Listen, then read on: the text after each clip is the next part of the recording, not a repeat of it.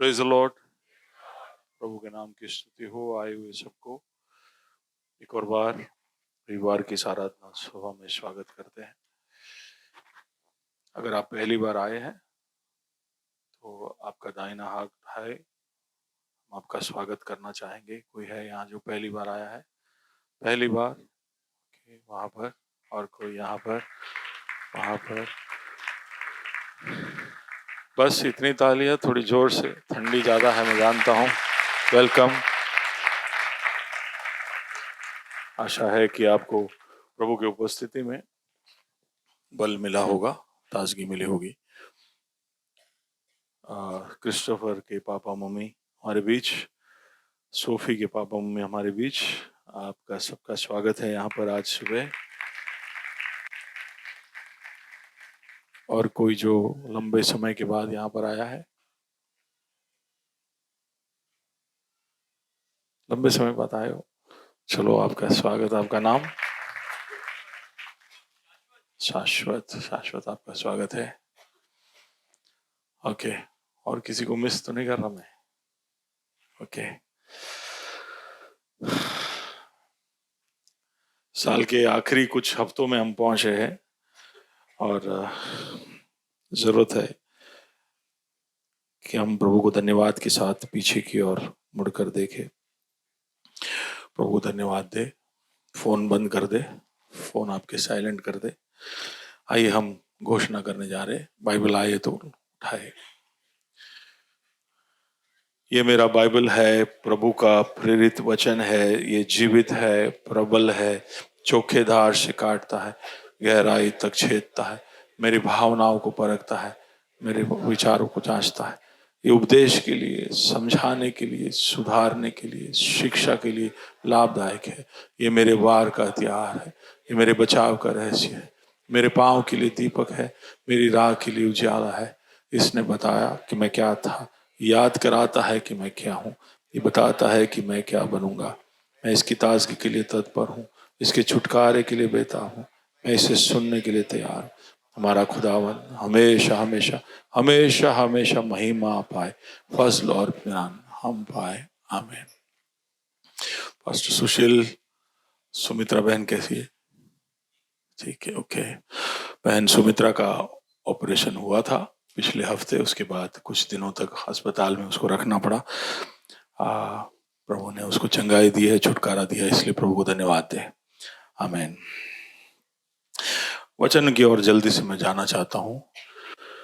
हम देख रहे थे कि कैसे हमारे जिंदगियों के द्वारा हम हमारे इर्द गिर्द जहां पर प्रभु ने हमें रखा है, परिवार हो या हमारे कॉलोनी हो या हमारा ये शहर हो, हमारी कंपनी हो, हमारी कलीसिया हो, जहां प्रभु ने हमें रखा है वहां पर हम कैसे फर्क पड़वा सकते हैं। पूरे साल हमने इस बात की ओर गौर किया और उसके अलग अलग पहलू देखते आए हैं। और इस टॉपिक का कोई अंत नहीं है, लेकिन हमारा साल अंत होने जा रहा है, इसलिए हम ये थीम को जल्दी ही खत्म करेंगे। नए साल में नए थीम के साथ आगे बढ़ेंगे। उसका मतलब ये नहीं कि फर्क बढ़ाना का साल हो गया, अब बस घूमते रहो। हम फर्क पड़वाते रहेंगे, हम हमारे जिंदगियों को झांकते रहेंगे, परखते रहेंगे और असर और प्रभाव चारों ओर फैलाते जाएंगे। पिछले कुछ हफ्तों से हम प्रकृति के कुछ उदाहरण लेकर देखने की और समझने की कोशिश कर रहे हैं। तुमने सिंह को देखा, सर्प को देखा, कबूतर को देखा। पिछले कुछ हफ्तों से मुकाब को देख रहे हैं। मैं जानता हूँ उकाब को देख देख के आप थक गए हो। कितने लोग थके उकाब को देख देख कर? कोई नहीं थका है, कोई बात नहीं, चलो मेरे पास 4-5 हफ्ते का और है।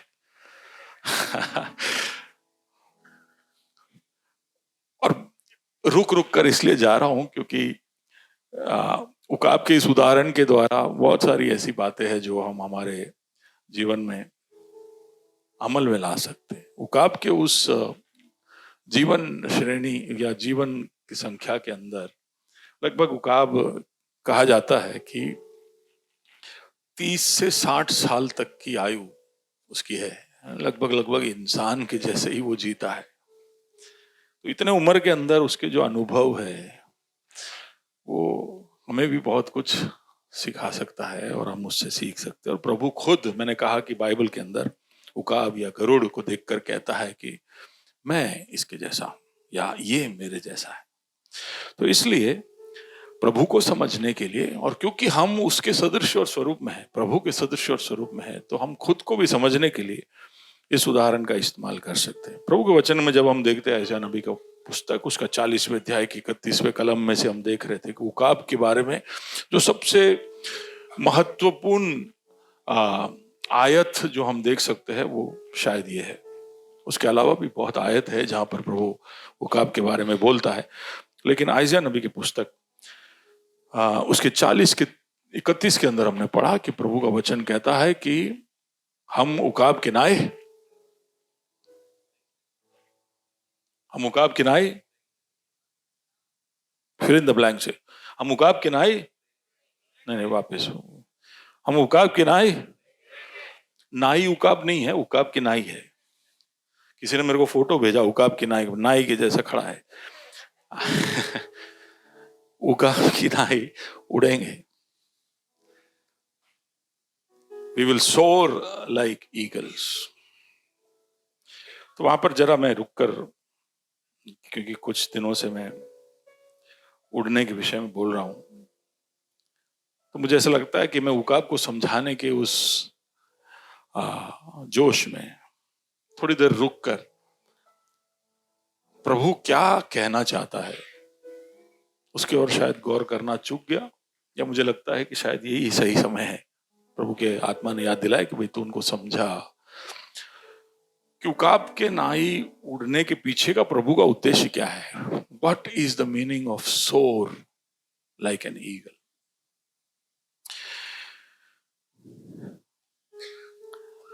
एक उकाब लगभग कहते हैं 6-7 किलो का वजन है। बाइबल उठाइए, कितना वजन है? हाँ, जो बाइबल नहीं लाए ढूंढ रहे, मैं क्या उठाऊं? बाइबल लाई है, कुछ उठाने को मिलेगा। ओके, कितना? ओके, कोई स्टडी बाइबल लाए, बड़ा बाइबल, स्टडी बाइबल घर पे। पास्टर मुश्किल से तो हम खुद को उठा के यहां तक लाते हैं, तो आप बड़े बड़े बाइबल की तो बात छोड़ दो, है ना। लेकिन ऐसे मेरी जैसे ये बाइबल है, अगर ये साइज का आपका बाइबल है तो कहा जाता है कि 800 ग्राम से 1.5 किलो के बीच में आपका बाइबल होगा, उससे ज्यादा नहीं। ये भी हमको भारी लगता है। खाली एक अंदाजा, अभी आप जहां पे आप बैठे हो तो उकाब के वजन का अंदाजा मिले इसके लिए 6 से 7 किलो। हमारे भारत के उकाब की बात नहीं कर रहा हूं, बेचारे छोटे छोटे साइज के। लेकिन पाश्चात्य राज्यों में जो उकाब गरुड़ दिखता है वो लगभग 8 से 10 फुट उसकी चौड़ाई है, उसका स्पैन, उसका विंग स्पैन। जब वो पंख फैलाता है तो 8 से 10 फीट होता है, बड़ा उकाब होता है। लेकिन उसका वजन 6 से 8 किलो होता है। अब ये 6 से 8 किलो, हालांकि उसके साइज के अनुसार बहुत वजन नहीं है। उसके साइज को देख के तो बहुत ज्यादा लगता है उसका वजन होना चाहिए, लेकिन पिछले हफ्ते मैंने बताया कि क्यों उसका वजन कम है। क्यों कम है? क्योंकि उसके हड्डियों को प्रभु ने ऐसा बनाया है, एकदम हॉलो स्ट्रक्चर। हाँ, उसका हनीकॉम्ब स्ट्रक्चर बोलते हैं उसको, ताकि उसका वजन, हमारा भी वजन ज्यादातर बोन की वजह से, हड्डी की वजह से।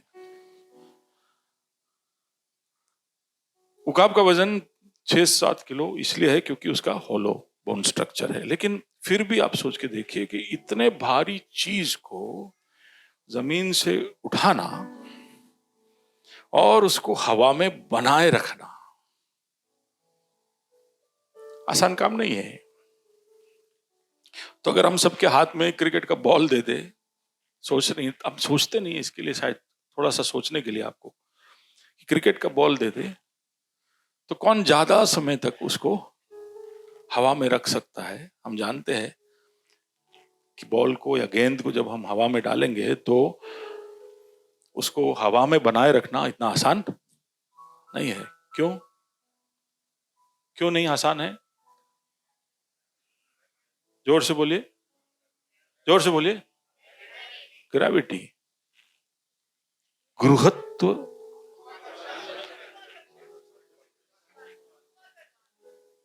मैं हमेशा भूल जाता, ध्रुव, ध्रुव, ध्रुत्वाकर्षण शक्ति, ठीक है, ग्रेविटी। ये हर चीज को नीचे की ओर खींच के आता है, तो इसको ऊपर लेकर जाना बहुत आसान नहीं है। कबूतर का वजन ज्यादा नहीं है, कौवे का वजन ज्यादा नहीं है, मोर का वजन ज्यादा है इसलिए वो उड़ नहीं पाता है। लेकिन मोर का भी इतना ही वजन होगा जितना एक उकाब का है, लेकिन उकाब उड़ता है। तो उकाब उतनी ऊंचाई पर जाता है तो ये जो ध्रुव आकर्षण शक्ति या ग्रेविटी जो है वो उसके खिलाफ काम करता है। लेकिन फिर भी परमेश्वर कहता है उसको कि ऊंची उड़ान तू भर। यानी तू जब उड़ान लेना शुरू करेगा तो तेरे खिलाफ ताकतें काम करेगी। तेरा खुद का वजन तुझे नीचे खींचेगा, ग्रेविटी तुझे नीचे लेकर आएगा, लेकिन तुझे ऊंची उड़ान को भरना है। तो जब हम ऐसा सोच रहे हैं कि हमें प्रभु कहता है कि मैं चाहता हूं कि तुम ऊंची उड़ान भरो, उकाब इसलिए ऊंची उड़ान भर सकता है क्योंकि उसके अंदर मैं समझता हूं कि उसका एक बहुत बड़ा कारण यह है कि उसके पास बहुत ही बड़े पंख है। क्या है? बहुत बड़े पंख है। बाजू वाले को कहो तेरे पंख कितने हैं?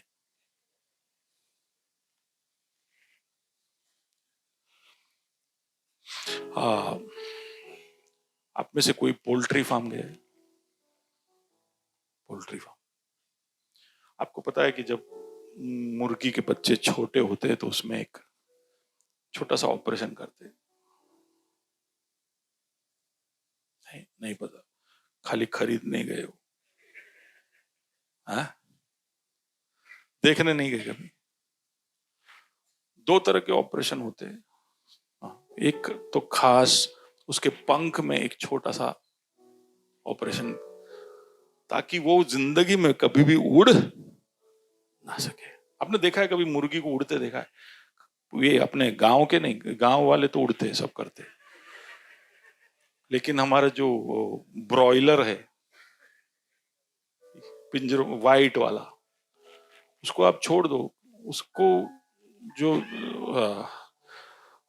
उसको जो क्या बोलते हैं, उसका जो उसको जो पोषण करते हैं वो लोग को कोई टेंशन नहीं होता अगर वो पिंजरे से बाहर निकल जाए, क्योंकि सही ऑपरेशन करके रखा, वो कभी उड़ान भर नहीं सकता है। तो उसके अगर कोशिश करने पर हमारी हालत ऐसी नहीं है। बाजू वाले को एक और बार बोलो, एक और कारण क्या आपको मुर्गी नहीं बनना चाहिए? बाजू वाले को बोलो मैं क्या हूं? क्या हूं? जोर से बोलिए। शैतान ने आपको मुर्गी बनाने का सारा ऑपरेशन किया है, लेकिन यीशु ने सबसे पहले आपके सारे घाव चंगे किए। आमीन। आपको उड़ता किया। लेकिन उड़ने के लिए वो काफी नहीं है कि आपके पंख अभी वर्किंग है, आपको एक बड़ा पंख का जरूरत है, क्योंकि आपको बहुत ताकतवर शक्तियों का सामना कर आपके इस भारी वजन को ऊंचाइयों में लेकर जाना है, तो बड़ा पंख चाहिए। मैं ऐसे ही देख रहा था कि पिछले कुछ सालों के अंदर क्या भारत के औसत ऊंचाई में, लोगों के औसत ऊंचाई में, औसत बोलते हैं एवरेज को, हाँ, भारत के लोगों के औसत ऊंचाई में फर्क पड़ा है या नहीं? तो 1970-80 के सालों में एक भारतीय का औसत ऊंचाई था लगभग 5 फीट 2 इंच से 4 इंच के बीच में। कितने? 5 फीट 2 इंच, 5 फीट 4 इंच। लेकिन आपको पता है अब औसत कहां पहुंच गया है, खासकर शहरों के अंदर। आपने देखा है कि हमारे नेक्स्ट जनरेशन के बच्चों का हाइट ज्यादा है। नोटिस किया है? किया आपने? हाँ कि ना? क्या हो गया? ब्रॉयलर ज्यादा खा रहे। हमारे बच्चों का हाइट क्यों बढ़ गया है? औसत हाइट का कहते हैं कि आ, सबसे सबसे सबसे ऊंचा देश लोगों का औसत सबसे ऊंचा है नेदरलैंड्स का। नेदरलैंड्स का सबसे ऊंचा 6 फीट हाइट एवरेज। नेदरलैंड्स का कोई किसी को जाना है वहां जाने से हाइट नहीं बढ़ेगा, वहां पैदा होने से हाइट बढ़ता है। ठीक है, कैसे हाइट बढ़ा इनका? क्यों हमारे अगले पीढ़ी का हाइट ज्यादा है? एक तो कि हमारे बाप दादाओं और हमारे मुकाबले उनको अच्छा पोषण मिला है, अच्छा खाना पीना मिला है, बैलेंस्ड डाइट प्रबंध हुआ है। तो इसके लिए एक तो, दूसरा कि जैसे ही इनको कोई भी तरह की तकलीफ, बीमारी, कमजोरी आती है तो तुरंत हमारे पूरे प्रोसेस या सिस्टम के अंदर ऐसी सारी प्रणालियां है जिसके द्वारा हम तुरंत ही उनका उपचार कर सकते हैं और उनको ठीक कर सकते हैं और खड़ा करते और भागते कर सकते हैं। राइट? पिछले 10-20 सालों के अंदर हमारा मेडिकल सिस्टम, अस्पतालों का सपोर्ट सिस्टम, मेडिसिन, तरह तरह के स्कैनिंग, और आज पहले तो डॉक्टर को जाओ कहीं भी कुछ भी हो जाए वो बोलेगा मुंह खोलो। अभी डॉक्टर ऐसा बोलता है, बहुत कम बोलता है मुंह खोलो, पहले बोलता है इतने इतने रिपोर्ट करके फिर आओ फिर मुंह खोलो। ठीक है, तो हमारा जो सिस्टम है वो चेंज हो गया है, तो अच्छा उपचार मिल रहा है, फर्स्ट एड और फर्स्ट ट्रीटमेंट सब अच्छा मिल रहा है। तीसरा कि पहले के जैसा अब बहुत ज्यादा फिजिकल लेबर नहीं हो रहा है, शारीरिक श्रम नहीं हो रहा है। तो उसका मतलब एक इंसान जब खाता पीता फिर वो मेहनत जब करता है तो उसने जो भी ताकत पाई है वो सब उस श्रम की तरफ चला जाता है और उसके शरीर को मेंटेन करने में चला जाता है। आजकल क्या हो रहा है, क्योंकि श्रम नहीं हो रहा है तो वो सब उस शरीर के ग्रोथ में, उसके शरीर की बढ़ोतरी में जा रहा है और इसलिए वो हाइट पकड़ रहा है। ये 3 मेजर कारण है जिसकी वजह से हमारे बच्चों का साइज हमसे ज्यादा होने का चांस है। अब वो मेरे साथ बात क्या कर रहे हैं? What is the thing we are talking about? Nitika Nitika बोल रही है इसलिए उत्कर्ष इतना ऊंचा है। श्रम कराओ उसको, श्रम, मेहनत कराओ। कहाँ गया भाई? हाँ, हम बात कर रहे हैं कि हमारे पंख कितने होने चाहिए, कैसे होने चाहिए? बड़े पंख होने चाहिए। अब वो मेरे साथ, बड़े पंख होने चाहिए। तो हम उसके बारे में सोच रहे हैं, तो बड़े पंख कैसे हो सकता है? आप बोलोगे कैसे बड़े पंख हो सकते हैं? यार कबूतर सोच सोच के भी कितना बड़ा पंख कर सकता है, पर आप कबूतर हो नहीं, आप क्या हो? उकाब हो। ठीक है, तो उकाब के पंख बड़े होने से रुक सकता है अगर उसको सही पोषण ना मिले। आप हो मेरे साथ? अगर उसको सही पोषण ना मिले तो उसका पंख शायद जितना बड़ा होना चाहिए उसकी पूर्णता तक वो शायद ना जाए। दूसरा कि वो बीमार हो जाए, उसको कोई तरह की कमजोरी आ जाए तो हो सकता है कि उसका पंख जैसा होना चाहिए वैसा बड़ा ना हो। और तीसरा कि अगर उसे उसकी ताकत और कोई चीज में लग जाए उड़ने के बजाय, और कोई काम में उसको लगाना पड़े तो भी उसके पंख बड़े ना होंगे। हम हमारे बारे में सोच रहे हैं, अगर हम उकाब है, प्रभु कहता है हमको ऊंची उड़ान भरो, तो उसका मतलब हमको बड़े पंख चाहिए। बड़े पंख चाहिए। बाजू वाले को बोलो क्या चाहिए? बड़े पंख चाहिए। कैसे हो सकता है आपके बड़े पंख? एक तो कि आप अच्छा पोषण लो, अच्छा पोषण लो, आत्मिक भोजन आप अच्छा लो, उसमें कोई कॉम्प्रोमाइज नहीं करो, क्योंकि आपके अंदर क्या जाता है वो तय करेगा कि आप कितनी ऊंचाई पे जा पाओगे। तो ये हर संडे को आकर यहां कर कि खिचड़ी खाते रहोगे तो नहीं चलेगा। यहां पर मैं सच में आप सबको खिचड़ी खिलाता हूं, क्योंकि मुझे सोचना पड़ता है यहां पर हर तबके के व्यक्ति के लिए जो यहां पर पहुंचा है। तो यहां पर गरीब घरों से है, अमीर घरों से है, यहां पर बच्चे हैं, जवान है, बुजुर्ग है, यहां पर अनपढ़ है और पढ़े लिखे हैं, हर तबके के लोग हैं। तो इसलिए मेरे संदेश ऐसे होंगे जिसमें हर एक को कुछ ना कुछ मिले। जब मैं संदेश बनाने बैठता हूं और मैं समझता हूं कि जब मैं यहां से बोलता हूं तभी प्रभु की आत्मा इस तरह से उस संदेश को आप तक पहुंचाता है कि हर एक को कुछ ना कुछ मिले। तो उसका मतलब है कि ये खिचड़ी है। लेकिन आपको अगर अच्छा पोषण चाहिए तो खिचड़ी से काम चलेगा, लेकिन उससे भी अच्छा पोषण चाहिए अगर आपके पंखों को आपको बड़ा करना है तो। उसका मतलब है कि आपको फाइन डाइनिंग करना पड़ेगा। कुछ लोगों के साथ अच्छे अच्छे भोजन के लिए या कुछ जगहों पर जाकर अच्छा अच्छा भोजन करना पड़ेगा। वो शायद आपके घर में वो जगह हो सकती है जहां पर आप फाइन डाइनिंग कर रहे हो, आप कहीं बाहर जा रहे हो जहां पर कुछ मेंटर, कुछ ऐसे लोगों के साथ जाकर प्रभु के वचन को सीख रहे हो, कुछ कोर्स कर रहे हो, पता नहीं कैसे। लेकिन आपको, आप पूरे हफ्ते क्या सुनते हो इसकी और गौर करना चाहिए। केवल संडे के या संदेश के आधार पर आप आपके उन्नति या प्रगति को अगर बेस करते हो तो आप गलत सोच में हो। आपको और पोषण चाहिए। तो इसलिए हम सबको मेहनत करना चाहिए कि कहां से ये पोषण मुझे मिले जिससे मेरे पंख बड़े हो, क्योंकि मुझे उड़ना है, मुझे ऊंची उड़ान भरनी है। हम यहां पर पूरी कोशिश करते हैं कि आपको अच्छा भोजन दे, घंटों घंटों मेहनत करते हैं, कहीं से भी इधर से उधर से उदाहरण लाकर प्रभु के वचन को इधर उधर जोड़कर आपको अच्छा पोषण देने की कोशिश करते हैं। लेकिन उससे भी बढ़कर आपको पोषण लेना पड़ेगा, खुद मेहनत करना पड़ेगा। ये बार बार बोलता हूं, वापस बोलता हूं, क्योंकि हम में से कई लोग उड़ने से चूक जाते हैं, उड़ नहीं पाते, उड़ान ही नहीं भर पाते।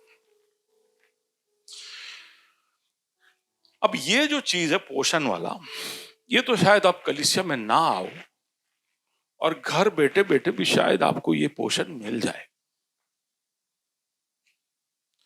कि आपने YouTube का चैनल खोला। कोविड के बाद तो ये हम सबके लिए इतना आसान हो गया कि कलीसिया में आने की जरूरत नहीं। कोई बात नहीं, आज बीमार है, कोई बात नहीं, आज नौकरी है, कोई बात नहीं, आज दूसरा कोई कारण है जिससे आप कलीसिया में नहीं आ पाए, तो तुरंत ही आपने खोला। तो कश्मीर से लेकर कन्याकुमारी तक इतने कलीसियाएं लाइव चलती है। और मैं गारंटी से बोलता हूं, मैं यहां पर जो बोलता हूं उससे भी बढ़िया प्रचार आपको YouTube लाइव में सुनाई देगा। हेलो हेलो, हाँ कि ना? सुने हो कि नहीं? गुनहगार हो कि नहीं? हाँ, आप में से कुछ लोग हो जो ऐसे घर पे बैठते हो कि चलता है यार, आज नहीं सुना चलेगा, आज टीवी पे देख लेते हैं, कोई बात नहीं।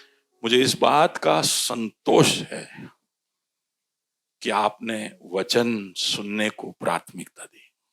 आपने सोचा कि रविवार सुबह रजाई के नीचे नहीं, वचन के सामने पेश करना चाहिए।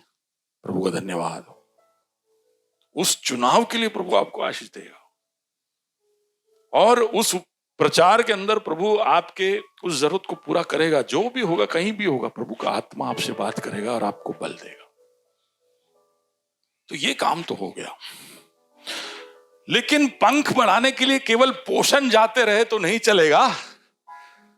आपको एक सपोर्ट सिस्टम भी चाहिए कि आप कमजोर हो जाओ, घायल हो जाओ, आपको कुछ हो जाए तो दो लोग दौड़ कर आए और आपके पास खड़े रहे।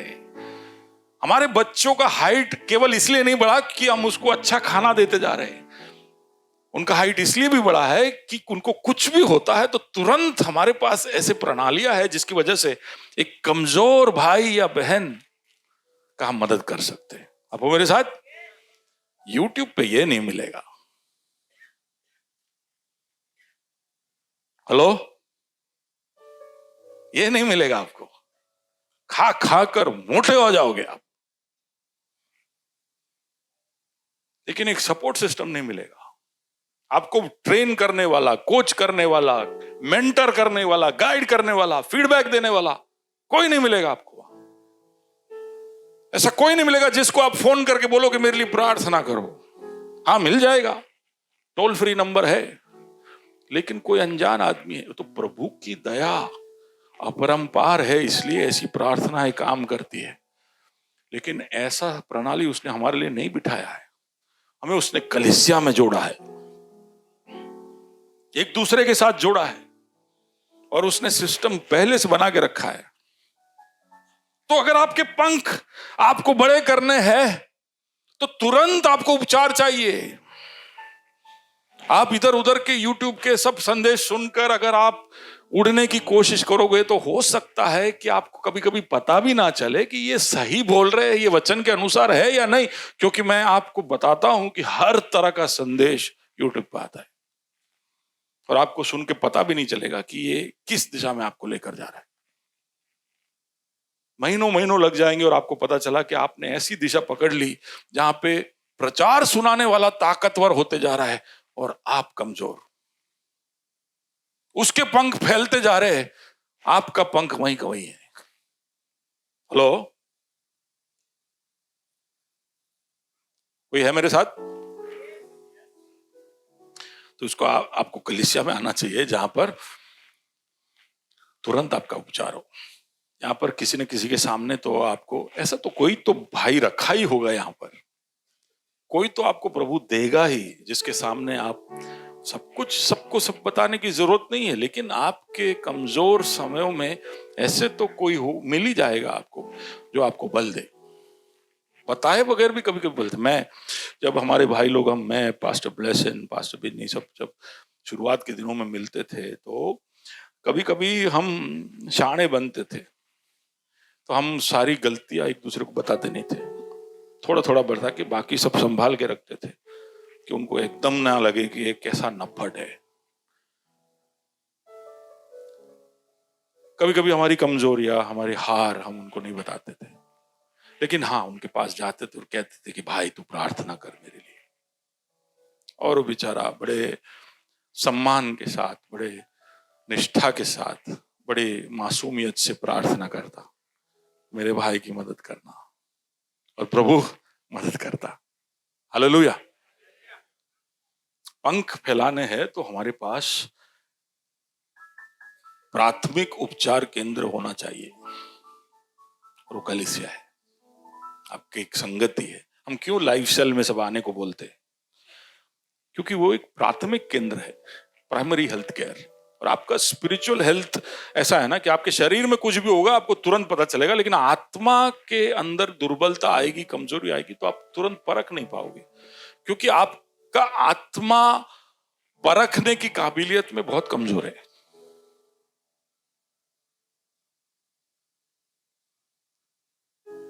तो लाइफ सेल में आइए, बात करिए, सुनिए। हो सकता है कि लाइफ सेल एकदम परफेक्ट ना हो, लेकिन वहां पर यीशु है, वहां पर पवित्र आत्मा है, और आप वहां पर प्रभु के आज्ञा के अनुसार हो तो प्रभु वहां पर आपको बल देगा। कितने लोग फिजिकल लाइफ सेल्स में आकर आशीषित हुए? हाथ उठाकर एक हालेलुया बोलेंगे। हालेलुया। बाकी लोग हाथ नीचे रखे हो, सोचिए।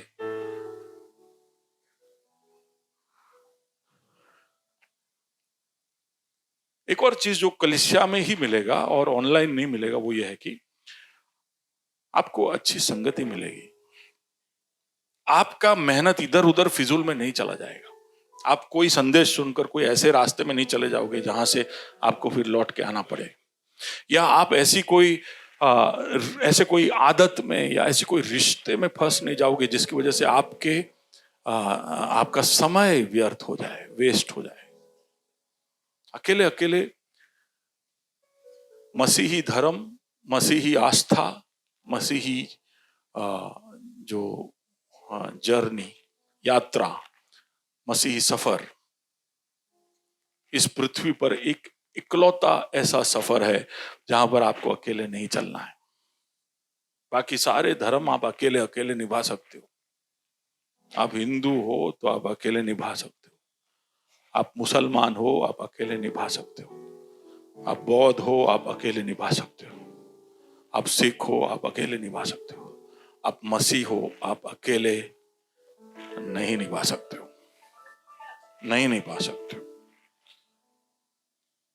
2 या 3 जहां हो वहां मैं हूं। 2 या 3 एक चित्त होकर मांगे मैं वो दूंगा। इसलिए उसके चेलों को भी उसने सिखाया, जहां भी भेजा 2-2 करके भेजा। क्या पतरस यूहन्ना सब अपने आप में ताकतवर नहीं थे? पौलुस जहां भी गया आप देखते हैं कि वो हमेशा लोगों के साथ जाता। पौलुस के साथ बरनबास का नाम लेना अनिवार्य है, पौलुस के साथ सीलास का नाम लेना अनिवार्य है, क्योंकि वो हमेशा जोड़ी में घूमते थे। हम ये सब पढ़ लेते हैं लेकिन हम उसकी अहमियत को नहीं पहचान पाते। हम समझते हैं कि अकेले अकेले हो जाएगा। विषय क्या है? हमारे पंख क्या होने चाहिए? बड़े होने चाहिए और मजबूत होने चाहिए। और आपके पंख आपको मजबूत करना है तो आपको अच्छा पोषण चाहिए, एक ऐसा उपचार प्रणाली चाहिए जिसमें आपको भी कोई भी ठेस या कोई भी तरह का घाव या कोई भी तरह का कमजोरी आए तो तुरंत आपके इर्द गिर्द लोग आ जाए जो आपको बल दे, जो आपको सामर्थ्य दे। और कोई गलत रास्ता आप पकड़ ले जहां पर आपके समय का और आपके रिसोर्सेस की बर्बादी हो, तो वहां से आपको बचाने वाला आपको मिल जाए। तो ये हुआ कि आपके पंख बड़े होने चाहिए। लेकिन पंख बड़े हो गए तो भी काफी नहीं है, आपके पंख मजबूत भी होने चाहिए। जोर से बोलिए, मजबूत, स्ट्रॉन्ग। तो कई लोगों के मसल्स बड़े हो जाते हैं लेकिन मसल में ताकत नहीं होता है। स्ट्रेंथ तो तभी आता है जब आप उसको काम पे लगाते हो। मसल में मजबूती तभी आती है जब उसको आप काम पे लगाते हो। स्ट्रेंथ ट्रेनिंग करना पड़ता है। तो जो बॉडी बिल्डिंग कर कोई है, गुरु गुरु हाँ गुरु इधर है, गुरु बॉडी बिल्डिंग कर। मुझे अगर मेरा बॉडी थोड़ा और, मेरी बात छोड़ो यार, इधर ये इधर आ गया, मेरा तो बहुत ही बॉडी। जिनिल खड़ा हो जाए जरा भैया, जिनिल देखो पीछे। अभी इसको हमको आपके जैसा बनाना है, ये हमारा टारगेट है। अरे एक मिनट आप खड़े तो हो जाओ तो सबको दिखाई दे किसकी बात कर रहे हैं। 2025 जिनिल देख तेरा टारगेट खड़ा हो रहा है, दिख रहा है आपको? ये बॉडी बिल्डर है ना, देखिए जिम चलाता है, उसका शोल्डर देख के ही मैं डर जाता हूं। अब जिनिल को आप तक पहुंचाने तो क्या करना पड़ेगा? है ट्रेनिंग है नहीं, पर फिर भी आप क्या बोलोगे उसको? सुझाव कहां शुरू करोगे? तो क्या न्यूट्रिशन में क्या उसको बोलो, क्या खाने को बोलेगा? हैं?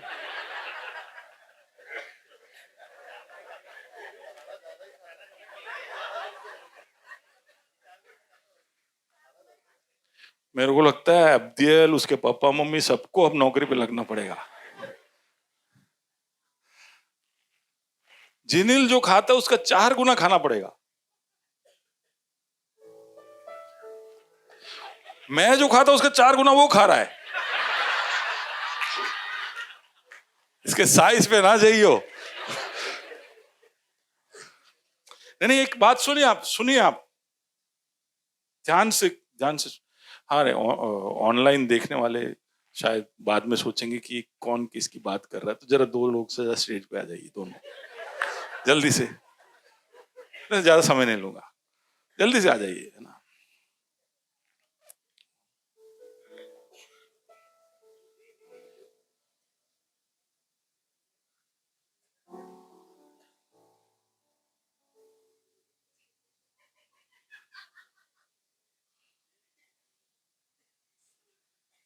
अब इसको ये करना है। आप मानो ना मानो, हम सबकी आत्मिक तंदुरुस्ती ये या इससे बदतर है, हम सबकी। नहीं तो हम में से कई आत्मिक शूरवीर खड़े होकर अहमदाबाद को, गुजरात को सब हिला रहे होते। तो आत्मिक रूप से हम सब जितने बलवंत होने चाहिए उतने है नहीं। लेकिन अभी मैंने पूछा गुरु से, गुरु कि इनको ऐसा करना है, तो उन्होंने बोला कि सबसे पहले क्या बोला, जोएल कितना बोला,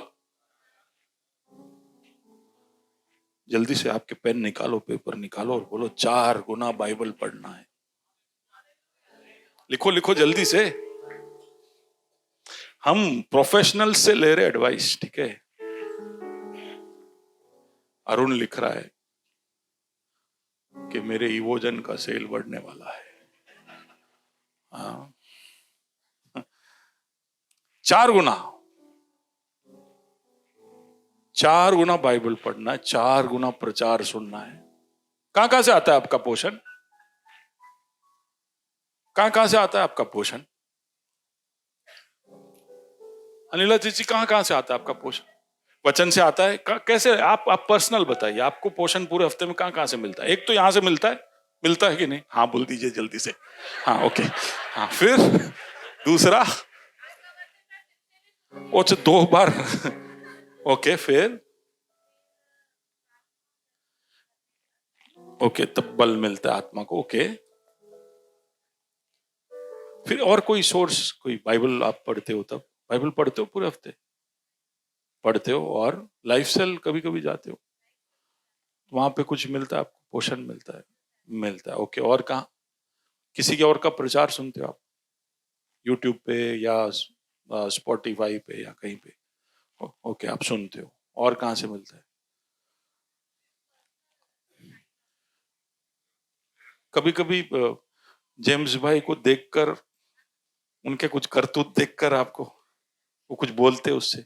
ये भी एक बहुत बड़ा सोर्स है, हम एक दूसरे को हम प्रोत्साहित कर सकते हैं। देखो, जो भी जहां से भी आपको पोषण मिल रहा है उसको क्या करना है? बोलिए 4 गुना, जोर से बोलिए 4 गुना। हमारे एक भाई साहब यहाँ पर पुलिस, गुजरात पुलिस से है। आप जब ट्रेनिंग कर रहे थे तो आपको बोलते थे कि 4 गुना खाना है, बाद ज्यादा खाना है? बोलते थे, बोलते थे। देखो तो नहीं, सही जा रहे हैं, डायरेक्शन सही है। 4 गुना खाना। ओके जिनिल, खुश हो रहा है तू? ओके फिर हाँ, ट्रेनिंग क्या करेंगे उसमें? रेगुलर वर्कआउट करते, उसका डबल करना पड़ेगा। चलो वहां पे थोड़ा रिलीज है, खा सकते हो 4 गुना, लेकिन मेहनत तो, इंसेंटिव तो वहीं पे है। जो भी आपने खाया उसका दुगना इस्तेमाल, यानी अभी आप जो भी कर रहे हो उसका दुगना मेहनत आपको करना पड़ेगा। अभी आप आपके विश्वास को कुछ हद तक ऑपरेट करते हो तो आपको अब उसका दुगना ऑपरेट करना पड़ेगा।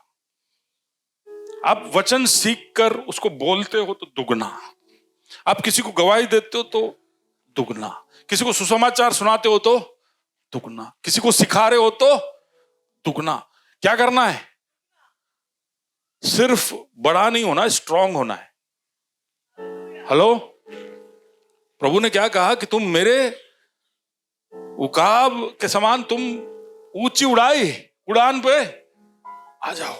तो उसके लिए हमको चाहिए बड़े पंख, और उसके लिए हमको चाहिए मजबूत पंख, और मजबूत होने के लिए पोषण, फिर वर्कआउट, उससे हो जाएगा। कितना टाइम रखना,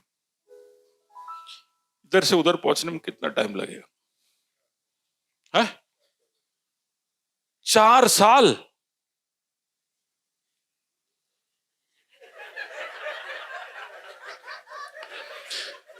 चार साल 4 गुना खाएंगे तो कितना राशन चाहिए?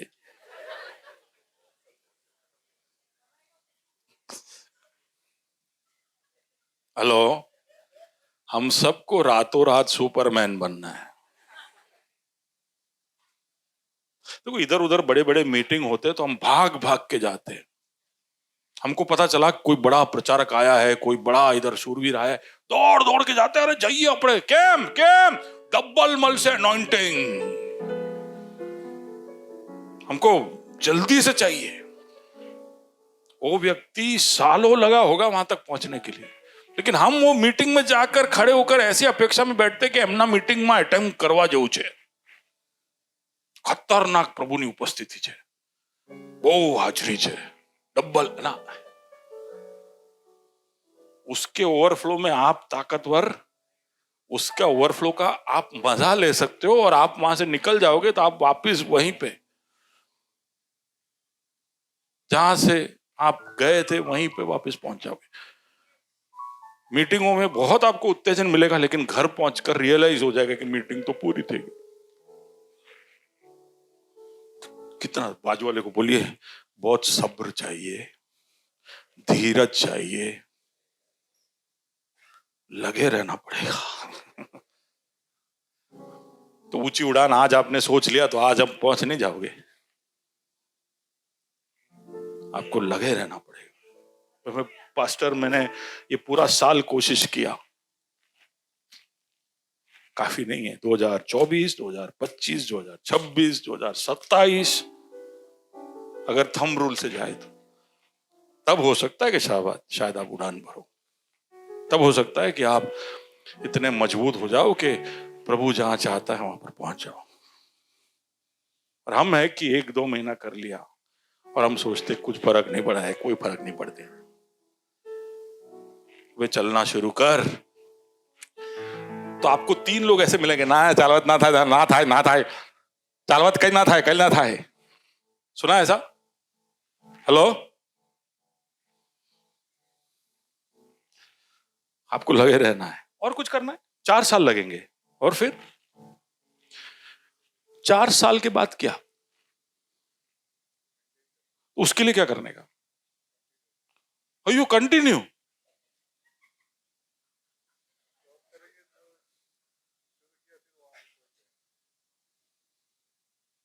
नहीं, इसे ये साइकिल में से छुटकारा नहीं, हाँ, ऊंचा उड़ान भरना है। तो आप सोच सकते हो कि 5-6 माइल ऊपर ये बाइबल को या गेंद को अगर हमको बनाए रखना है,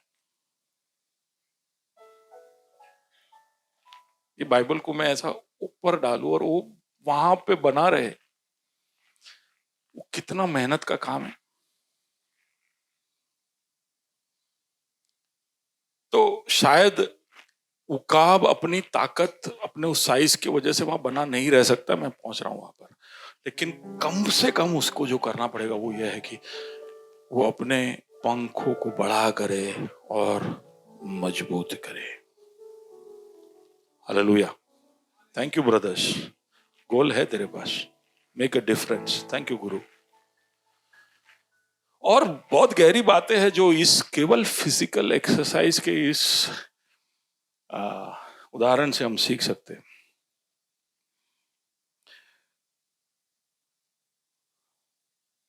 या अगर हमें मजबूत पंख चाहिए तो हमें ट्रेनिंग करना पड़ेगा, एक ट्रेनर रखना पड़ेगा,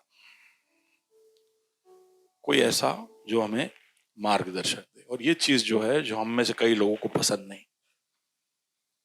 कि कोई आकर मेरे जीवन में दखल अंदाजी दे और मुझे पूछे कि भाई तू कितना आगे बढ़ा है। हमको किसी के अधीन होना नहीं पसंद। तू कौन होता है? हमने यह हक एक दूसरे को दिया ही नहीं। चलो सबको मत दो, लेकिन कुछ लोगों को तो यह हक दो, कुछ लोगों को यह हक दो कि वो आपको आकर आपके आत्मिक परिस्थिति के बारे में सवाल पूछ सके। Are you with me? अगर आपका ये साल में ऐसा कोई नहीं रहा है जिसको आपने यह हक नहीं दिया है, तो आप जल्दी से एक निर्णय लीजिए कि मैं ऐसा 1-2 व्यक्ति मेरे जीवन में रखूंगा जिसको मैं हक दूंगा कि जो मुझे पूछ सकता है। जब यहां पर ही आप सुनते नहीं हो तो फिर प्रभु क्या सुनोगे? यहां पर आपसे ज्यादा अनुभवी लोग हैं, यहां पर आपको जैसे आप हो वैसे देखने वाले लोग आपके सामने खड़े, उनके आप अधीन नहीं होते, उनके साथ आप सहकार नहीं करते, फिर आप परमेश्वर को बोलते हो कि मुझे बदल दो। परमेश्वर ने हमको यहां पर रखा है और यहां पर ही सब कुछ, उसको जरूरत होगी और उसको जरूरत लगा तो वो हस्तक्षेप करेगा, वरना ये जो सेटअप है उसके अंदर ही हमें आगे बढ़ना है। आपको प्रभु के साथ ट्रेनर, फिजिकल में ट्रेनर है, हमारा एक ट्रेनर यहां भी और खुदा भी, deep communion with the trainer and with God. फिर हमारा एक अच्छा कम्युनिटी, ये सब हमको मजबूत करता है। एक कम्युनिटी हमारा है। आप यहाँ पर कई लोगों की गवाही सुनोगे तो वो कहेंगे कि मेरे को लोग सालों के बाद फोन करते हैं। कल परसों भी मेरा किसी से ऐसा बात हुआ जो मुझे कई सालों के बाद फोन करता है, बोलते कि ग्रेस को मैं इसलिए याद करता हूं, ग्रेस अहमदाबाद को, क्योंकि उसने मुझे एक परिवार दिया, और आज भी मैं इतने दूर हूं तो मैं ग्रेस के बारे में सोचता हूं तो मुझे सिर्फ ऐसा लगता है कि ये ही मेरा परिवार है। वे आपके लिए ये सच है या नहीं? हम कोशिश जरूर करते हैं कि हम आपके लिए एक परिवार बने। हमसे जैसा चाहिए वैसा हर बार हो नहीं सकता है, क्योंकि अगर आप ऐसा सोच रहे हो कि मैं यहाँ पर 2 मिनट मिलकर आपका परिवार बन जाऊं तो शायद नहीं हो सकेगा। आपको भी यत्न करना पड़ेगा कि हफ्ते के दरमियान कभी आप मुझे मिले, मुझे आप मजबूर करें कि आओ मेरे घर, आओ चलो कॉफी पे, मैं आता हूं आपके घर। आप में से कई लोगों को शिकायत होगी कि पास्टर पूछते नहीं। आप पूछते हो क्या? पूछते हो आप पास्टर को कि क्या छो तुम्हें यहाँ तो वो डायलॉग मारो पसी क्या छो? मेरे को तो किसी ने आज तक नहीं पूछा क्या छो समय पास्टर અત્યારે। पूछो, आओ, बोले हूँ आऊ छू घरे। आप कभी कभी धमकी देते हो ना, आपके घर में आएंगे, आपके रसोई में आएंगे, मैं आ रहा हूं आपके घर। अरे वो सबको चुप है, सब चुप है सब। बाजू वाले को कहो पास्टर ना घरे जवाय।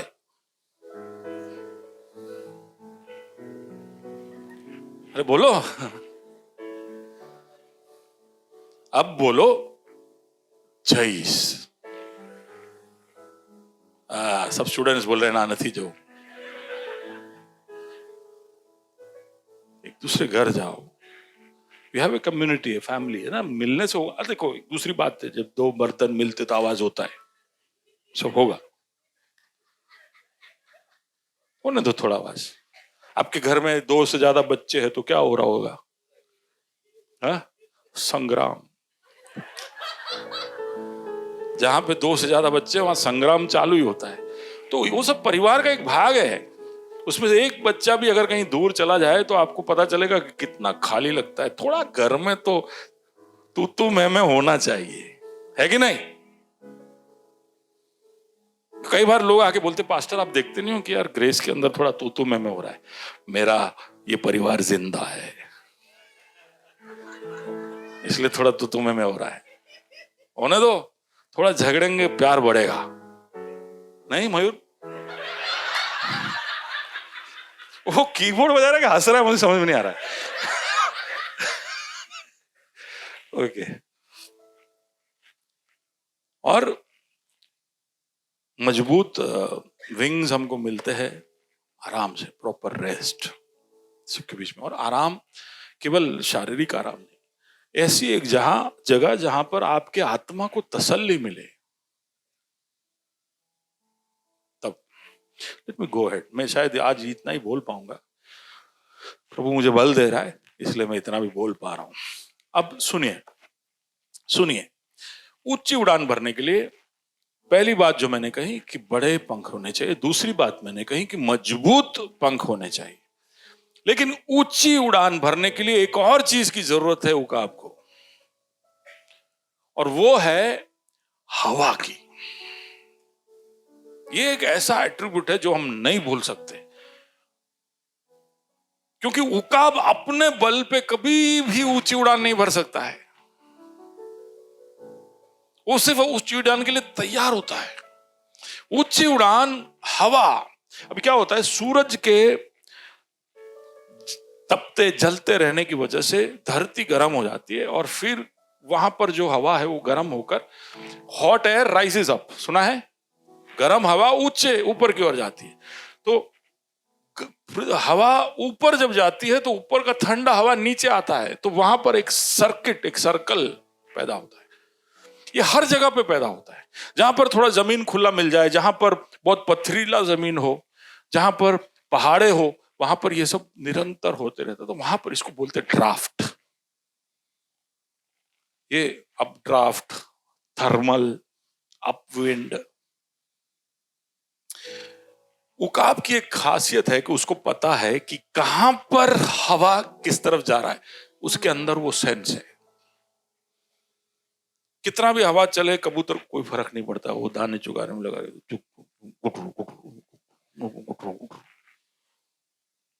दुनिया में जो होना है उन्हें गुटर गुटर गुटर गुटर। अरे पेपर तो वहां चले भाई, गुटर गुटर। कोई ना पेपर पढ़ते हैं ना ध्यान रखते हैं कि क्या हो रहा है,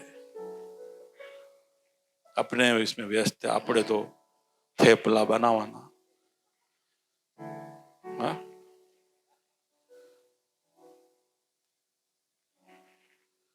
फरवा जवान, रविवार भाजी पाव खावा।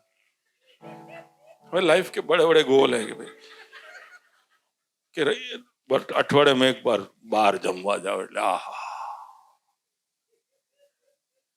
ફૂલ આપણે લાઈફ તૃપ્ત થઈ ગઈ एकदम।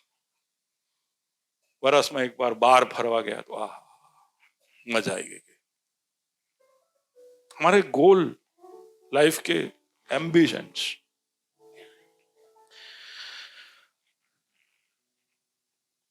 कबूतर ऐसे होते, मुर्गे ऐसे होते, लेकिन उकाब ऐसा नहीं होता है। उकाब ऊंची जगह पर खड़े रह के देखते रहता है कहाँ हवा है, कहाँ, उसको मौका ढूंढते रहता है कि मेरे बड़े पंख है, मजबूत पंख है, इसको काम पे लगाना। जैसे हवा उसको मिलती है तो हवा के पास पहुंच जाता है, बाकी काम हवा करता है। हेलो, मैंने बता था हवा पवित्र आत्मा है। यीशु बोलता है कि हवा कहां से आती कहां जाती किसी को नहीं मालूम, उकाब को मालूम।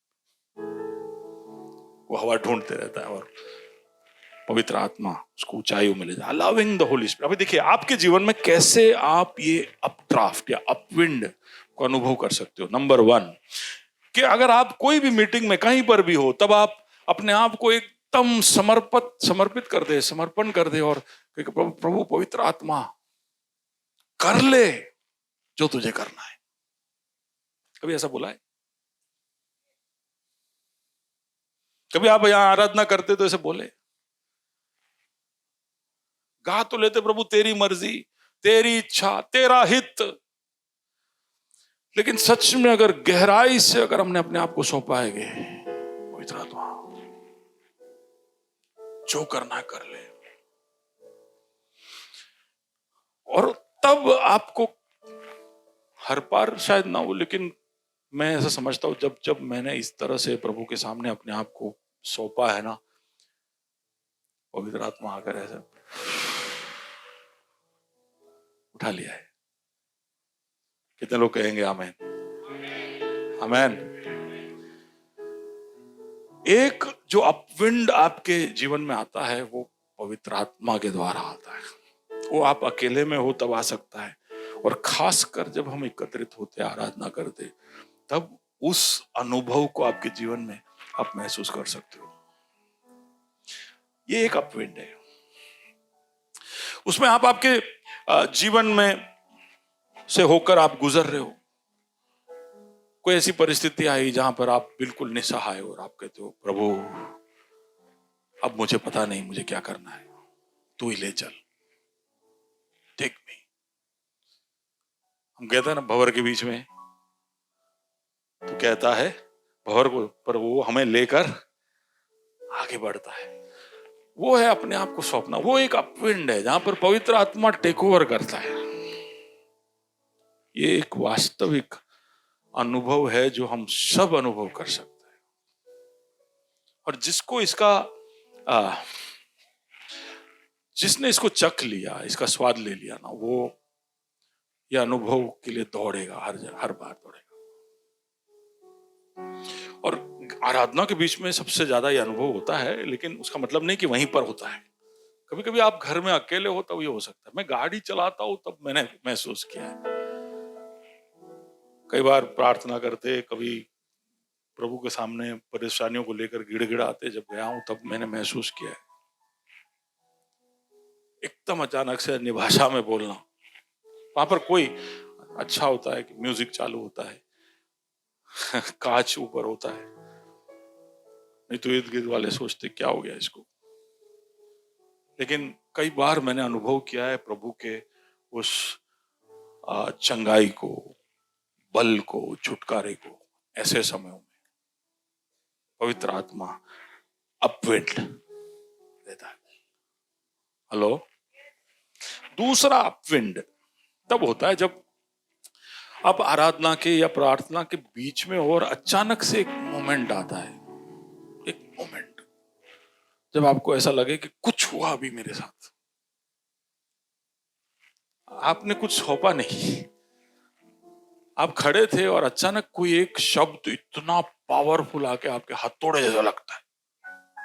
गीत गाने वाले को मालूम नहीं, गीत लिखने वाले को मालूम नहीं, आपके बाजू में खड़े उसको नहीं मालूम, लेकिन आपको पता चलता है मोमेंट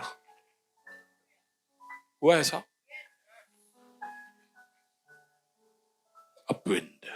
बाजू वाले को बोले this is the upwind, I want it. ऊंची उड़ान के लिए प्रभु ने मुझे बुलाया है। I want the upwind. Hallelujah. तीसरा अपविंड तब हो सकता है जब आप विश्वास से, आपको कुछ दिख नहीं रहा है, आपको कोई मार्गदर्शन मिल नहीं रहा है, आपको ऐसा लग रहा है कि मैं प्रभु से मांग रहा हूं लेकिन मुझे प्रभु कोई जवाब नहीं दे रहा है। लेकिन आप क्योंकि वचन जानते हो तो वचन के आधार पर आप विश्वास से एक निर्णय लेते हो और आगे बढ़ते हो। प्रभु मैं विश्वास से मैं मेरे कदम रख रहा हूं। पतरस ने जैसे उस नाव से बाहर कदम रखा,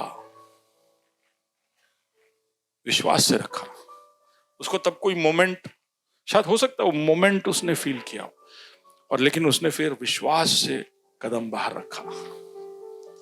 कई बार विश्वास से जब हम आगे बढ़ते हैं कुछ निर्णयों में, अगर आपको एक स्टार्टअप चालू करना है सेंट्रल गवर्नमेंट की नौकरी छोड़कर, या आपको बैंक की नौकरी छोड़कर, या सब कुछ छोड़कर सेवकाई में उतर आना है, हो सकता है कई बार ऐसा आपको फील हुआ हो, और लेकिन विश्वास से कदम उठाने के लिए प्रभु आपको बल दे, तो आप जब विश्वास से कदम उठाते हो और थोड़े दूर चलते हो तो आप देखोगे कि कैसे अपविंड महसूस करोगे। हालेलुया। 3 चीजें जो आपको चाहिए, बड़े पंख, मजबूत पंख और तेज हवा जो आपको ऊंचाइयों में लेकर जाए। एक बार उकाब ऊपर पहुंच जाता है तो उसका वजन उसको नीचे भेजता है। उसके पंख में उतने ऊंचाई में इतनी मजबूती नहीं होती कि वो ऊंचा बना रहे, इसलिए वो ग्लाइड करता है। प्रभु अब मेरे से कुछ नहीं होता, तू ग्लाइड करता रहे। प्रभु हवा भेजते रहता है ऊपर रहने के लिए। हेलो। आप अगली बार उकाब को देखो तो सोचना इतनी देर वो, इसलिए अगर वो घंटों तक वहां पर है उसका मतलब केवल एक ही है, इतनी हवा उसको मिल रही है कि वो घंटों रह सकता है। एक बार आप प्रभु के सानिध्य में रहने के आदी हो जाओ तो उस सानिध्य में बड़े रहने के लिए प्रभु हवा भेजते रहेगा, क्योंकि प्रभु चाहता है कि तुम ऊंची उड़ान भरो। सुन रहे हो? जिसको प्रभु के उपस्थिति के लिए, blessed are they that hunger and thirst, जो धार्मिकता के भूखे और प्यासे है वो धन्य है, वो तृप्त किए जाएंगे। हालेलुया।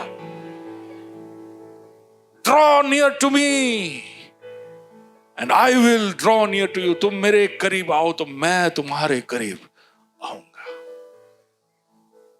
जितना हम उसको चाहते हैं उससे कई गुना ज्यादा वो हमको चाहता है। वो स्टार्टिंग प्रॉब्लम है। वो छलांग मारने की जरूरत है ना। उकाब को आप उड़ता देखोगे तो पहले पंख नहीं उड़ाता है, पहले वो पांव से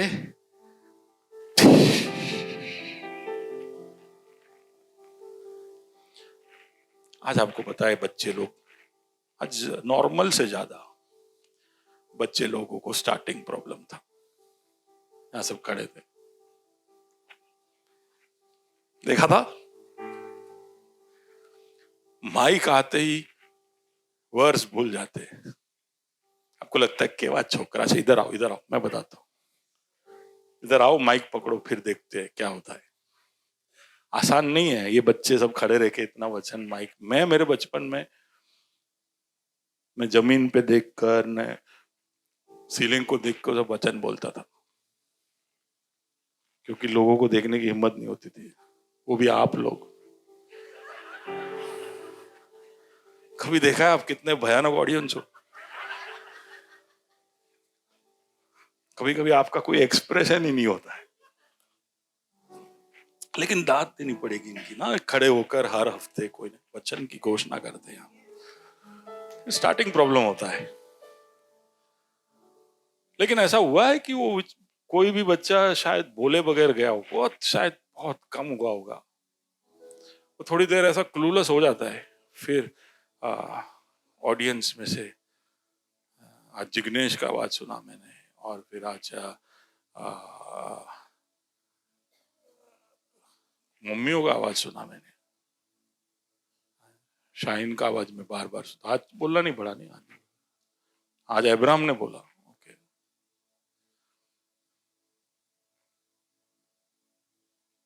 आपको छलांग मारने में तकलीफ हो रहा है तो एक बार खाली देख लो ऊपर,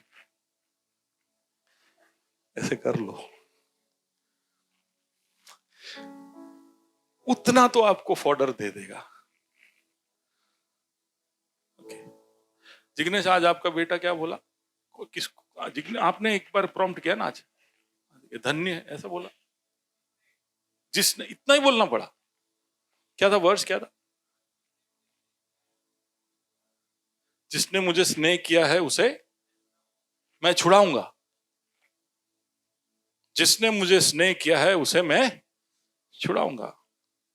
इतना ही बोलना था वो बच्चे को, लेकिन वो नहीं बोल पा रहा था। लेकिन छाती में दर्द वाला एक बाप सामने बैठा था। नहीं, आपके बच्चे इधर आएंगे तो पता चलेगा क्या होता है। आपके बच्चे के पेट में तो ऐसा गुड़ हो जाता है, लेकिन बाप सामने, माँ सामने बैठा हो तो उनके अंदर उससे डबल होता है। इसलिए शायद आप में से कई लोग भेजते नहीं हो इधर। भेजो प्लीज, आपके बच्चों को भेजो, वचन सिखाकर भेजो। उनको बताओ कि वचन सीखना जरूरी है और उसका ऐलान करना जरूरी है। ये इधर आने के लिए जब आप उनको पढ़ाओगे ना तो इतना तो सीख जाएंगे कि कहीं ना कहीं वो वचन जाकर जगह ले लेगा। कहीं ना कहीं वो वचन, आज मैं इतना बाइबल प्रचार इसलिए कर पा रहा हूं क्योंकि बचपन से मैंने बहुत वचन सीखे। सब याद नहीं होंगे, लेकिन वचन प्रभु के मुंह से निकले हुए शब्द है, वो उसका काम करता है। हमें पता होना जरूरी नहीं है कि वो वचन क्या काम कर गया। आपने आपके बच्चे को कोई वचन सिखाया है तो वो वचन उसके जीवन में कुछ कर रहा है। वचन जिसका है उस पर भरोसा रखो। बोले ये वचन सिखा के इसको क्या होगा? वो जिंदगी भर नहीं भूलेगा, उसका आत्मा नहीं भूलेगा कि जो या से स्नेह करता है उसको या छुड़ाता है, तो छप जाएगा अंदर। इसलिए जितने भी माता पिता है, आपको मैं अनुरोध करता हूं, मैं आपसे इल्तिजा करता हूं, सिखाओ पूरे हफ्ते। आप उनको साइंस, मैथ्स, इंग्लिश, गुजराती, आप तो कितना मेहनत कर, इससे ज्यादा मेहनत तो आप संस्कृत सिखाने के लिए करते हैं। त्वं गच्छामि, जिंदगी में कभी काम में नहीं आया। मार मार के हम बोल, तो बेचारा राम राम हो राम हा रामम राम रामान रामेन रामाभ्याम रामैहि, वचन नहीं सिखाओगे।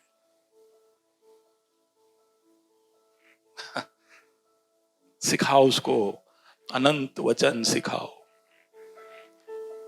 केवल उसके आत्मा को ही नहीं, उसके जिंदगी भर उसको वो वचन बनाए रखेगा। आप छोड़ के चले जाओगे लेकिन वो वचन उसका काम चालू रखेगा। तो वो इधर आते हैं, छाती में दर्द वाले माँ बाप आगे बैठ के थोड़ा सा प्रॉम्प्ट जिसने, फिर क्या स्पीड में बाकी का बोल देते है कि नहीं। हम में से कई लोगों को छलांग में प्रॉब्लम है, लेकिन प्रभु से मदद मांगकर विश्वास से लेकिन थोड़ा ये सब कर लेना, नहीं तो पता चला कि कबूतर जैसे फड़फड़ा के कहीं जाके वापस बैठ गए। Is there anything else in that? That's it? Oh. Yes.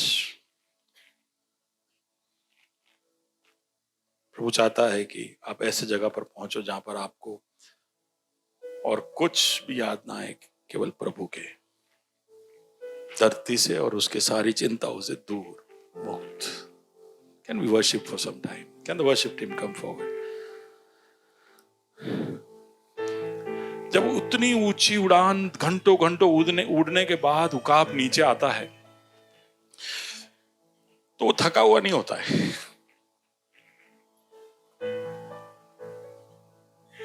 वो थका हुआ नहीं होता है इसलिए क्योंकि उसने मेहनत किया ही नहीं, हवा ने उसको बनाए रखा। घंटों आराधना करने के बाद, प्रार्थना करने के बाद आप थक नहीं सकते हो, क्योंकि प्रभु के आत्मा आपको ताजा करता, आपको बल देता है। घंटों प्रभु के सानिध्य में बैठने के बाद आप थकोगे नहीं, क्योंकि प्रभु आपको बल देता है। ये आपका बैरोमीटर है कि आप कोई भी एक्टिविटी कर थक रहे हो, आप जिंदगी जीकर थक रहे हो, तो उसका मतलब है कि आप मेहनत ज्यादा कर रहे हो, आप हवा के लिए राह नहीं देख रहे हो। I don't even know what song we are going to sing, but we are going to worship. What is the song? Do we have a good song we can sing?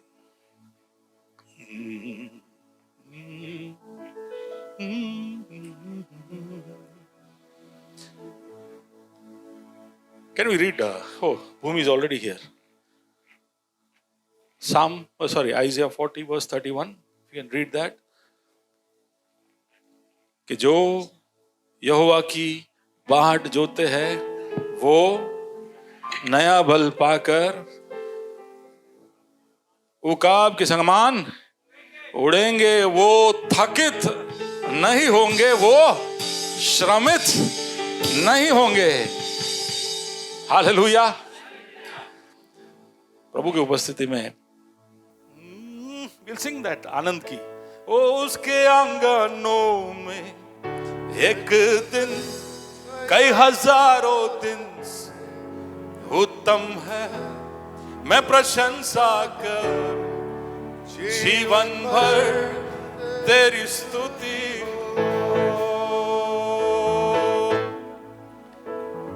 तेरे आंगनों में एक दिन कई हजारों दिन से उत्तम है, मैं प्रशंसा करूं जीवन भर तेरी स्तुति हो।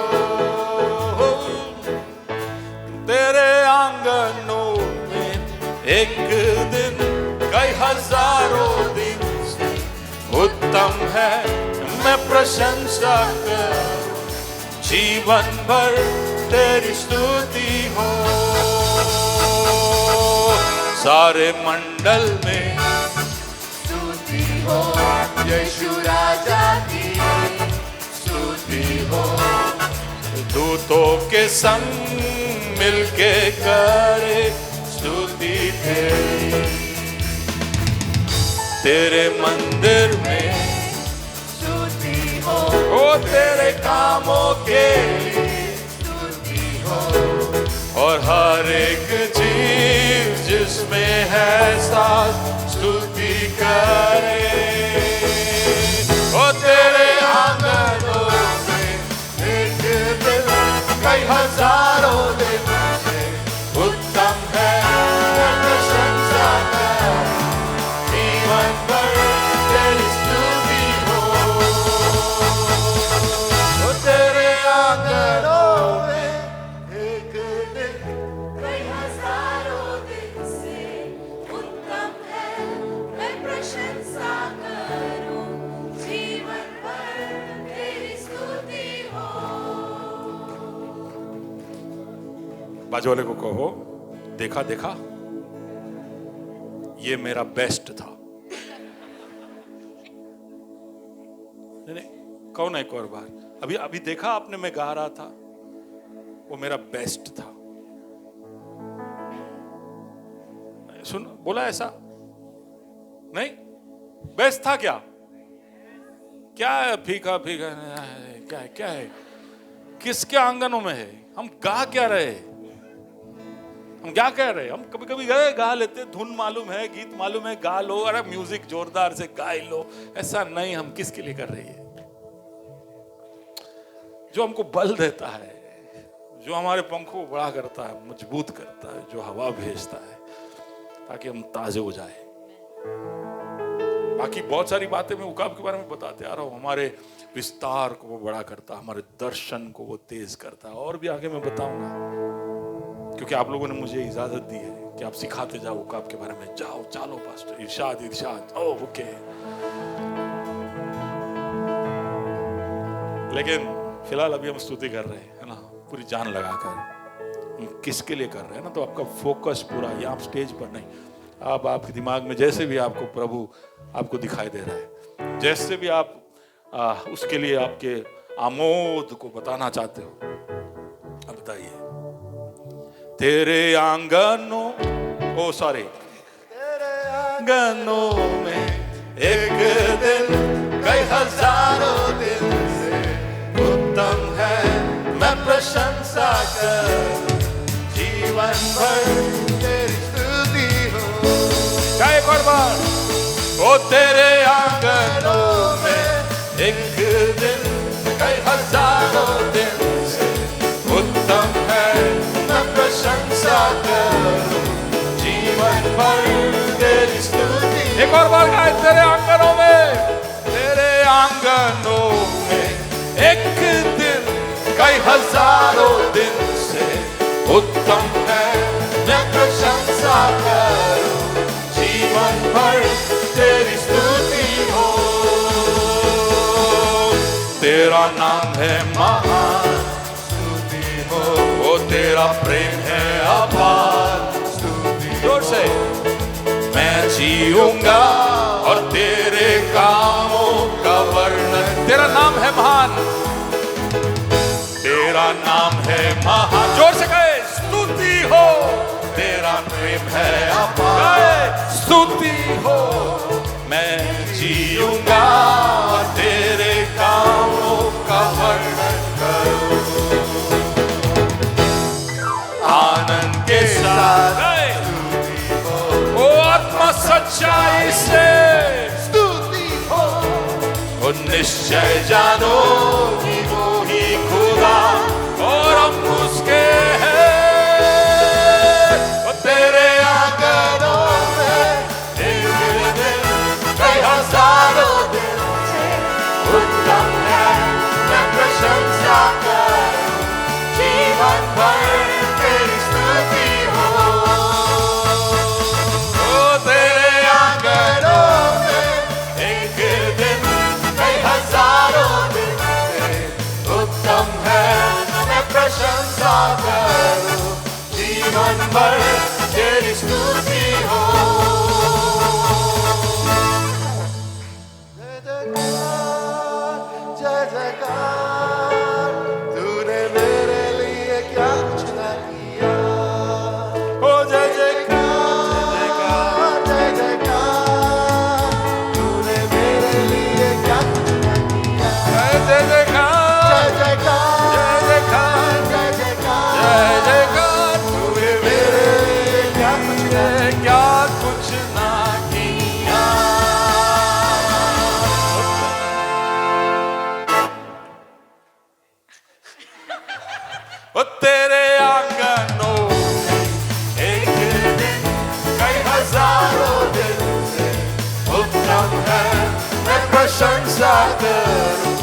जीवन भर तेरी स्तुति हो। ओ तेरे आंगनों में एक दिन कई हजारों दिन से उत्तम है मैं प्रशंसा करूं, जीवन भर तेरी स्तुति हो। जितने लोग मुझे पिछले हफ्ते मिले वो शायद अचंभे में होंगे कि क्या कर रहे हैं, क्योंकि मंगलवार को सुबह मुझे स्लिप डिस्क हो गया। तो पूरे 3 दिन तक मैं मेरे खाट से बैठ भी नहीं पा रहा था। पहले 2 दिन तो मेरे बेड पे करवट लेना भी मुश्किल था। कल मैं घर से बाहर निकला पहली बार, उसमें भी मैं 3-4 घंटे में बिल्कुल थक गया।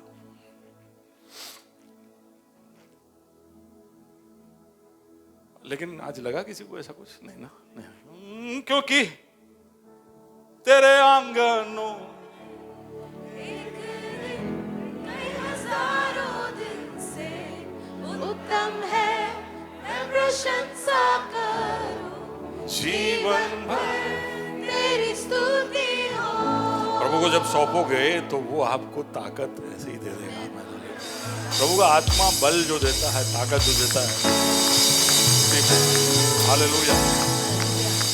और मैं आप सबको न्योता देना चाहता हूँ कि प्रभु के साथ की ऊंची उड़ान के लिए अपने आप को और तत्पर करें। सिर्फ सुनकर जाकर आप एक मसीही उत्तरदायित्व को निभाइए मत, मसीह को चखिए। ऐसों को लेने वो लौट कर आने वाला है। प्रभु का आगमन बहुत नजदीक है, हम सोचते उससे ज्यादा नजदीक है। जितना मौत हमसे करीब है उससे ज्यादा करीब होगी शायद उसका आगमन, और हमें तैयार होना अनिवार्य है। We need to get ready. Shall we close our eyes? Just ask God, thanking God, धन्यवाद देते हुए।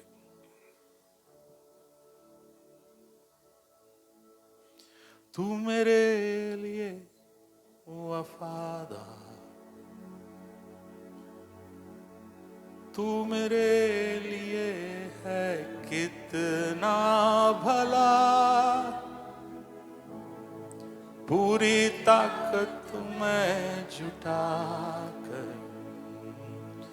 गाऊंगा तू भला है खुदा।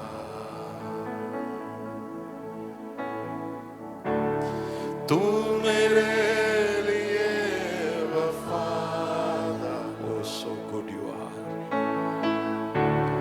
तू मेरे लिए है कितना भला, पूरी ताकत मैं जुटा कर मैं गाऊंगा तू भला है खुदा। तेरी आवाज अग्नि में है रहनुमाई, अंधेरे में भी तू सबसे है करीब। तेरी आवाज अग्नि में है रहनुमाई, अंधेरे में भी तू सबसे है करीब। तू अब्बा पिता है, हम राज भी, मैं जिंदा हूँ तेरी भलाई में। गाय तू अब्बा पिता है, तू अब्बा पिता है, हम राज भी, मैं जिंदा हूँ, मैं जिंदा हूँ तेरी भलाई में खुदा।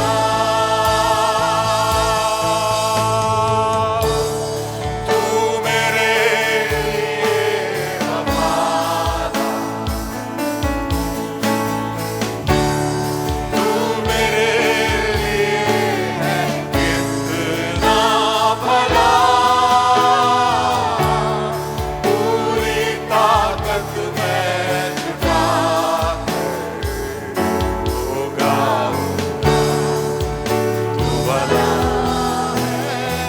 पवित्र आत्मा को जो तू चाहे तो कर ले मेरे साथ। तू मेरे लिए Holy Spirit, come with your powerful presence in our midst. यहाँ पर आए हुए हर व्यक्ति को तू छू खुदा, उसकी जरूरत में तू उतर कर आ खुदा। जहां उसको बल की जरूरत है, तेरे स्पर्श की जरूरत है,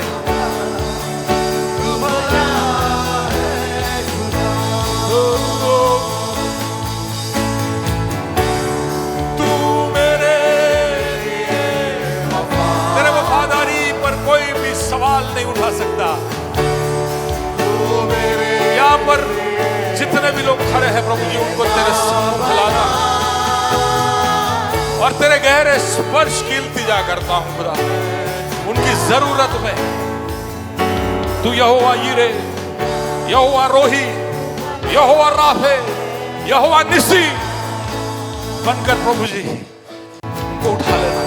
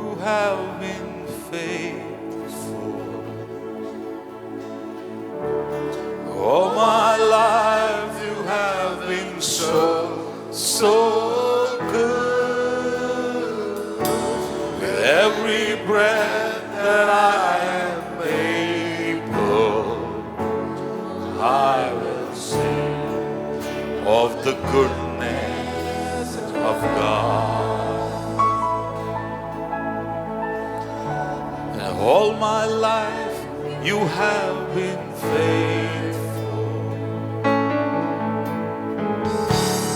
All my life you have been so good. Every breath that I am able, I will sing of the goodness of Let's give a clap offering to the Lord. प्रभु को तालियों के साथ धन्यवाद दें। प्रभु तेरी विश्वास योग्यता के लिए, तेरी भलाइयों के लिए खुदा, और तेरी भलाइयां जो पीछा करती है मेरा। हालेलुया। तुम्हारे पंखों के विस्तार को बढ़ा रहा है, तुम्हें मजबूत कर रहा है, और तेरी हवा को भेजकर ऊंची उड़ान भरने के लिए हम सबको तैयार कर रहा है। इसलिए धन्यवाद। महिमा, आदर, सम्मान, गौरव हम तुझे देते हैं। यीशु मसीह के अति पवित्र और सामर्थी नाम में मांगते हैं। आमेन, आमेन।